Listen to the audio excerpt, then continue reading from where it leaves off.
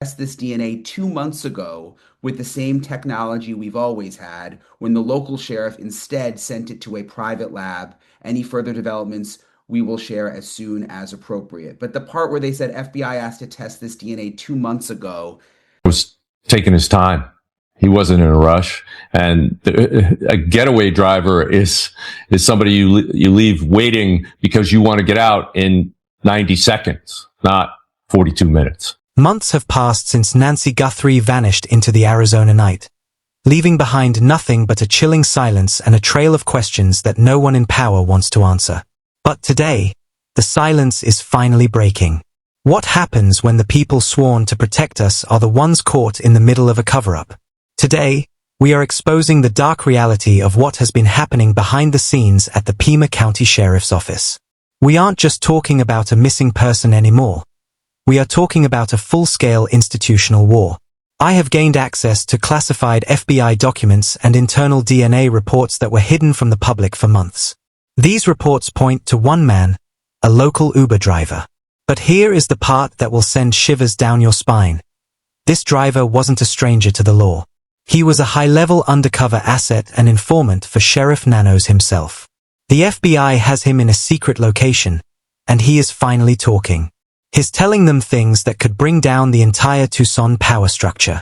In this deep dive investigation, we are breaking down the forensic impossible blood patterns, the leaked emails that prove the sheriff was more interested in Hollywood than homicide, and the moment the FBI realized the suspect was one of the sheriff's own.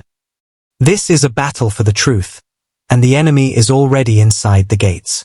To understand the cover-up, we have to look at the documents the sheriff tried to bury. Over 400 leaked emails, obtained through a Fox Digital Public Records request, show a disturbing pattern. While Nancy Guthrie's family was pleading for answers, the sheriff's office was busy playing Hollywood producer. They were in constant contact with A&E, coordinating a reality TV show.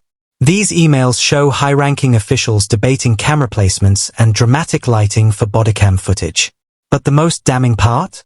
The rotational reassignments. Under the guise of routine changes, the sheriff purged the most experienced detectives from the homicide and cold case units, specifically targeting those who didn't support him politically. Retired FBI agent Steve Moore has seen this before, and he calls it for what it is: investigative sabotage. By removing the experts who knew the streets, the sheriff effectively blinded his own department. Was this just a political ego trip? Or was it a calculated move to ensure no one would look too closely at the Uber driver who was operating under the sheriff's protection? Let's look at the crime scene itself, through the eyes of legendary FBI profiler Jim Clemente. The blood spatter at Nancy's front door tells a story of a woman who refused to go quietly. There are two distinct patterns, what we call aspirated blood. This is blood that is coughed or breathed out after a heavy trauma to the face or chest. It means Nancy was standing her ground. She was struck with incredible force, and she went down. But here is the forensic anomaly. Clemente's analysis shows only one set of shoe prints in that blood. If this was a professional kidnapping team, you would see multiple sets of tracks, multiple points of contact. Instead, we see one person who was so incredibly calm that he spent 45 minutes inside the house after the assault. How does a lone kidnapper spend nearly an hour in a home without the fear of being caught? The answer is simple. He knew the police weren't coming. He knew he had a get-out-of-jail-free card from the highest level of local government.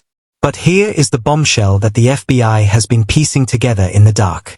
This case has gone unsolved for months, not because the suspect was a criminal mastermind, but because the investigation was being steered into a dead end from the inside. The Uber driver wasn't acting alone. He was the hands for a group of corrupt officers within the sheriff's department. The FBI's leaked reports suggest that this entire operation was driven by one thing: cold, hard cash. We are talking about a massive payout, dollars in exchange for a high-profile ransom scenario that was meant to be a controlled operation. The sheriff and his circle of loyalist officers didn't just know about the plan. They were the architects. They used their own asset to do the dirty work, ensuring that every piece of evidence could be manipulated or lost within their own system. The financial trail uncovered by the FBI is staggering. We aren't just talking about a few $1,000s. We are looking at a coordinated extortion plot where the ransom was merely a front for a much larger payoff involving departmental funds and dark money contributions. The Uber driver has admitted to the FBI that he was promised a 7-figure cut of the Savannah Guthrie ransom, but only if he followed the sheriff's protocol, a specific set of instructions on how to handle the abduction to ensure the FBI remained blind for the first 48 hours. This explains why the sheriff was so desperate to send the DNA samples 3,000 miles away. Every hour of delay was another hour to move the money through offshore accounts linked to high-ranking deputies. The tension between the FBI and the sheriff reached a breaking point over a single hair sample. The FBI demanded it for testing. The sheriff refused, instead sending it to a private lab 3,000 miles away. That delay was no accident. The sheriff was buying time for his asset to disappear and for his co-conspirators to scrub their digital trails. But the FBI went around him. They conducted a parallel investigation, lifting DNA from a bedroom light switch and Nancy's own watch strap. When that DNA hit the federal database, a red flag went off. The profile didn't belong to a career criminal. It belonged to a registered police informant, an Uber driver who worked directly with the sheriff's undercover units. This driver had been seen at the sheriff's private events. He wasn't just a suspect. He was a liability that they were trying to hide. As an Uber driver, this suspect had the perfect cover. He could sit in Nancy's upscale neighborhood for hours, waiting for a fare, while actually documenting her every move. This wasn't a crime of opportunity. It was a targeted hit facilitated by a network of badges. The FBI's leaked reports suggest that the driver's phone records place him at secret meetings with high-ranking deputies just hours before the abduction. Why was a suspect meeting with the very people supposed to be hunting him? It's because the payout was already being split. They gambled Nancy Guthrie's life for a piece of $1 million ransom pie, thinking Savannah Guthrie's celebrity would ensure a quick, quiet payoff. Further investigation reveals that these loyalist officers weren't just looking for a payday. They were looking for a way to fund their own private security firm using the ransom as seed money. The FBI has intercepted encrypted messages between the Uber driver and the sheriff's inner circle discussing Operation Payout, as early as 6 months before the abduction. They chose Nancy because they knew the sheriff's absolute control over the local forensics lab would allow them to suppress any DNA match indefinitely. They didn't count on the FBI's forensic genetic genealogy team bypassing their local roadblocks. This was a sophisticated, multi-departmental heist disguised as a kidnapping, where the investigators were actually the shareholders of the crime. The suspect made amateur mistakes, the reflective backpack, the visible wrist tattoo, the bright clothing. But profilers like Moore and Clementi suggest this wasn't just incompetence. It was a sense of total protection. He didn't think he needed to hide because he believed his bosses in the department had his back.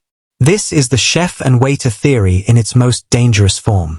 The Uber driver was the waiter, delivering the package.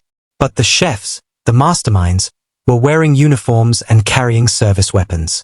The FBI has now traced the hierarchy, realizing that Nancy was a pawn in a game of greed. They have evidence of offshore accounts and cash transactions that link the driver's handler directly to the sheriff's inner circle. The psychological profile of this Uber driver asset is chilling. He was a man who felt untouchable because he was state-sanctioned. He told the FBI that he was promised immunity and a massive cut of the ransom money by his handlers in the department. This explains the 45-minute delay in the house. He wasn't rushing because he was told the perimeter was secure by the patrol officers in the area who were also on the take. This turns the entire investigation on its head. It's no longer about a lone predator. It's about a sanctioned operation that went sideways when the FBI refused to back down and started digging into the department's financial records. Every road in this investigation leads back to the sheriff's doorstep and the officers who stood by him. The FBI is currently fighting through jurisdictional red tape and legal motions filed by the sheriff's lawyers to stop the desert search. Why would a sheriff try to stop a search for an elderly woman? Because he knows that if Nancy is found, the physical evidence will link directly back to the cleanup crew he sent in. The blood spatter confirms Nancy was alive when she was carried to that car. But the 45-minute window inside the house suggests a level of premeditation that only someone with departmental resources could pull off. We are standing on the edge of the biggest scandal in the history of Arizona law enforcement. This isn't just about a kidnapping. It's about a betrayal of every citizen in Tucson for the sake of $1. The FBI is now preparing federal racketeering charges that will target the sheriff and the officers who helped facilitate this crime. They have the DNA, they have the confession from the driver, and they have the paper trail of the money that fueled this nightmare. In our next update, we will be releasing the specific names of the loyalist officers mentioned in the FBI's corruption files and the photographic evidence of the secret meetings between the driver and the sheriff staff. We will not stop until the truth is out and Nancy Guthrie is brought home. The enemy isn't just at the door. The enemy has been wearing a badge and counting the money all along. The investigation continues, and the world is finally watching.